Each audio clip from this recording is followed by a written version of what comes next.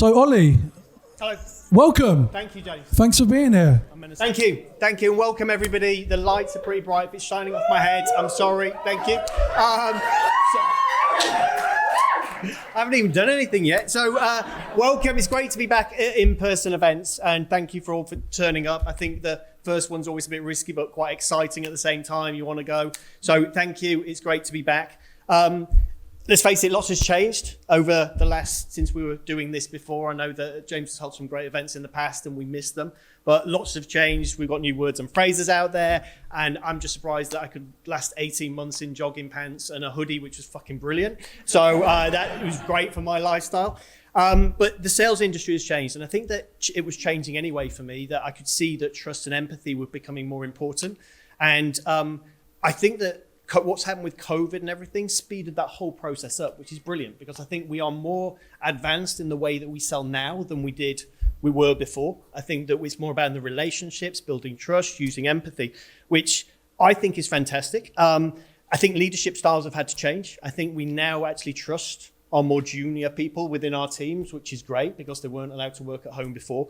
I think so leadership styles have changed, and it's all come from remote working. So I think the change in the industry has been fantastic. I mean, we sell a sales engagement platform to sales leaders, and we can see a massive change. And I really like that. I think that me and a few other people in the room have really pushed to change the sales industry around mental well-being, about how we trust and how we think about sales leadership. So I'm pleased to say that. And also through this time, sales confidence has continued to engage the sales community, which I'm really pleased with. I mean, SaaS Growth was a really good event this year, so well done to James and the team. Thank you.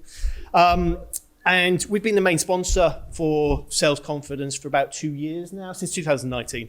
And it's something that we've got a lot from, building relationships with people and being able to impact the industry. I think that's what helps me and what actually I enjoy about it the most.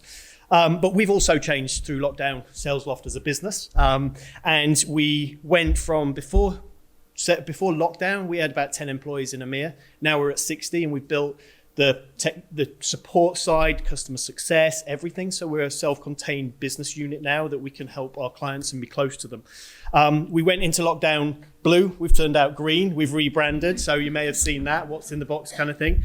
And with that rebrand, we started telling a new story, the story of the modern revenue workspace. And what this comes from really is what's happened in the US. So what we saw in the US is 3-4 years ago, sales tech started booming, and people were buying sales tech to stop salespeople wasting time with admin and all of these kind of things.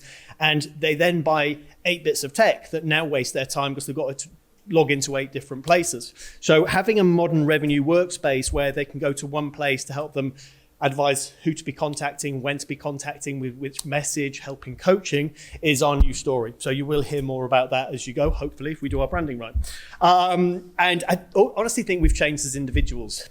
So for me, COVID changed me, I think. You start appreciating different things to what you did before, which I think has been fantastic. So there is some good come from it. I know that people have struggled, but to look for the good, I think, is important. New or revived hobbies. I took up tennis again after not playing since 14. I had quite a few injuries and probably regret it a little bit. But I think a lot of people have really understood how to appreciate the simple things in life, whether it's nature, whether it's the people around them, whether it's time. And I think that's the good thing to take from this. What I do remember is at the beginning of lockdown, when we were at home, there seemed to be loads of time. There seemed to be that hour before work where you weren't commuting, and the one after, fuck knows where that went. Somehow it's disappeared, and we're now just working the extra hour either side. So one thing is, for me, I talk a lot in the industry about mental well-being. And I think that now is the time that I think mental well-being became one of the forefront when we went through lockdown, because it was very important. What I might ask to leaders in the room is that it's not a box ticked and now we're okay, because I think what's happening is going to provide different challenges for us and our teams. I think that some people have maybe got less used to socializing. Some people maybe have high expectations of what real world can be like, and it doesn't live up to it. So as leaders, my one ask is that we don't just assume that everything's okay and back to normal. We're mindful of our teams, and whether they're introverts, extroverts, whether they're bothered about socializing, we look after them and don't just assume that it's all okay and it's all over. That's my one request from tonight. But that's it from me. Thank you for giving me the time.